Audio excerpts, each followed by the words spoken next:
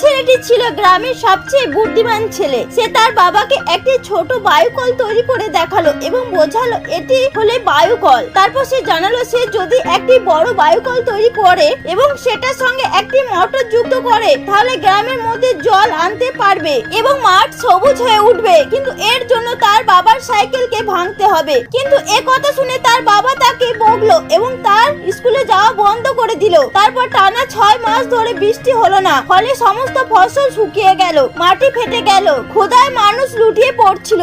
এমন একটি কোম্পানি গ্রামবাসীর কাছ থেকে গাছ কেনার প্রস্তাব দিল। কিছু লোক গাছ দিতে অস্বীকার করলেও ক্ষুধার্তরা রাজি হয়ে গেল। ছেলেটি বাবা শশার বীজ কেনার জন্য তাদের ঘরে চালটাও বিক্রি করে দিল। একদিন ছেলেটি তার স্কুল শেষ একটি ভাঙা চেয়ার নিয়ে দোকানে বায়ুকল তৈরি সরঞ্জাম খুঁজতে লাগলো। সেখানে সে একটি ব্যাটারি এবং একটি জলের পাম্প খুঁজে পেল।